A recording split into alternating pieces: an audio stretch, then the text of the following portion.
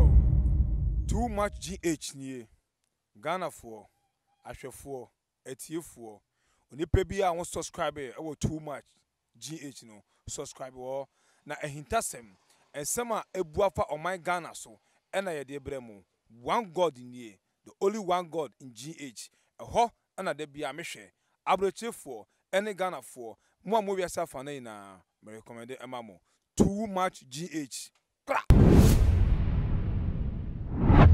Mamo Aquaba Shonko Ede Eba Tuma GH so Muniaba Musumfo Nana Ama Obisua Enye na Afibu Nyankopon Ayadom what they are faithful for Ache what they are faithful for Abdomye 2021 enye Shua enye Kundie enye Kasiyo Emfa Emma Pipia Wushe ni Wushe Fonia Ewe Yesudimu Nebza for Senadan Meyeno no Ebre Asu planning issues Mede beso mona mede esto mona me ko eye ensem no eso 2020 afia twem a ne de yewra afifufuo mu no say afia na just surprises wo mu pa na surprises na tuema go see the end of the year as in 2020 the year who be that year nti be that no still now no on the 31st crampo no ABC ewo manyi emu na me pe e de achese na nka free tete no ye ni say nka 31st night dey nka sorry and a year crossover and suma draw next asafo no ebe hiem no ye bompaye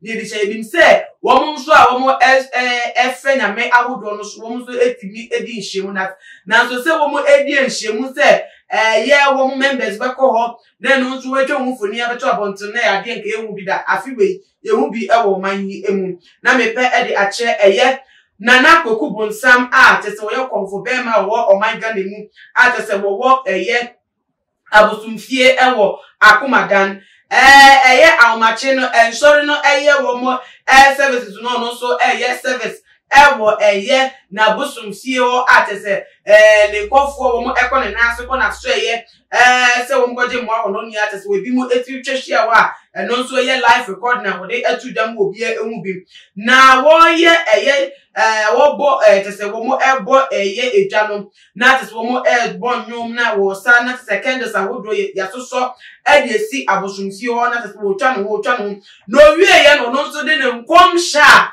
wo she e de fi na nanom enum e de atu dwadema eye Ghana o my money ni anu na tese wo bo eye na bosum a wo som no kofi obo ni din e na ebiem so no wo kika ensem abosom no epese wonka emfa entudwa eye ediye kwanto emfa ma eye ne chitaifonia na say elwo kan no say na eye ebimo ka say eye 2021 ewu ni osum ni de kika hundum prophecies no de dabi na nanu afasa de no grant no mu kwa anka nke Christopher say enka eye abosom ye esum de mo onwa anka ne sa na nanu de o de ma Koku Bonsam what the etudwa say 2021 will be a year of prosperity, a year of success, a year of marriage and great achievements. As our brother Buso, Sika ye yo, any a year in Kunimdie, I will be BBM. The dear Musuno, a year, one more woman, a banner turn and national, a year of Bompire Mosso, will be a row, sorry, a dear tia, woman, a costono, a sono, a year of war, and a mayor more HFA. Any a dear Musuno just said, I bought our draw, or one more, now one more action a live a year, video no air war a year. Facebook so dem for ye ko hwe ne ba de kan bia me de ebesumu. We are in the spiritual mood. Yes. This is the spiritual category.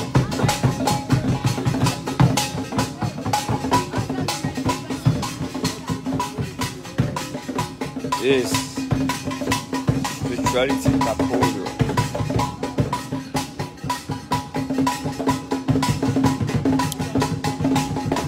And your Russian sumo. I just a freeway. Year 2021 is going to be year of prosperity, year of bending. We pray to Almighty God and ancestors that should open a good way for us. Hey, I don't know.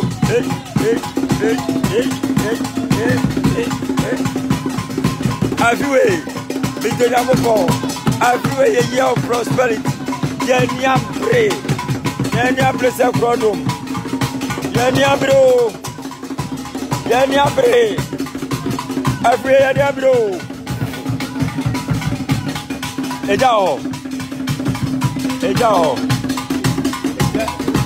Mama Tudro kaka Tudro no Tudro. Every year of prosperity. Your way is gonna open. Good things to come to your life. Your marriage is gonna be successful.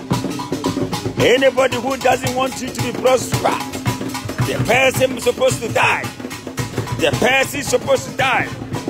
This year is gonna be good year to your life. This year is gonna be good year to your life. This year, I pray the name of Kofi powers and ancestors. It's not gonna be the same. This year is not gonna be the same like the year 2020. This year is going to be your way, your money, for you to be successful. For you to be successful. For you to be successful.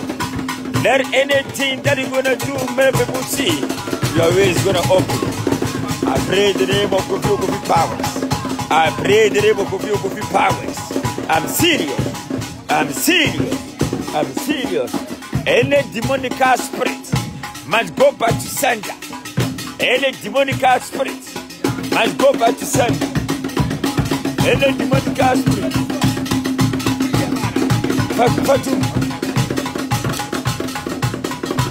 Any demonic spirit must go back to sender.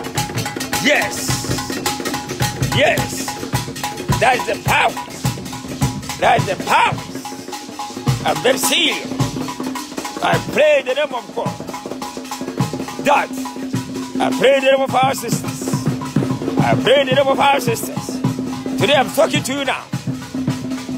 The good way should come to your life. Your way must open. Like good things. Like good things. Your marriage must be successful. Your marriage must be successful. I pray the name of Kofi power, the name of God. I pray. Oh, powers. Now, the day I quite said here, 31st no, back here, and some now I say, you see, I never know my say, you say, we to 4 S, so not as I was on 12, so almost as soon I a prophet need the can only be an answer because say a year Kokubo send me was shot here.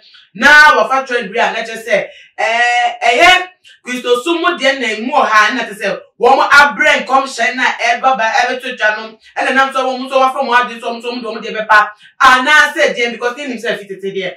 And can come shed here. And Christopher and Kawomo Asher on the 31st night, but this year no, Kokubo Sam. Ever be around so non so everything in conscious abanadi aircon the papa moon and answer the body. What will she? What did channel a woman party? But what dear, the first to me our comment session. Maybe to share video on all the social media platforms. Following our Instagram, Twitter, so at TumaGH _ Facebook TumaGH. Meeting Edna Ama Utanamia Duma. The best I share in Macram.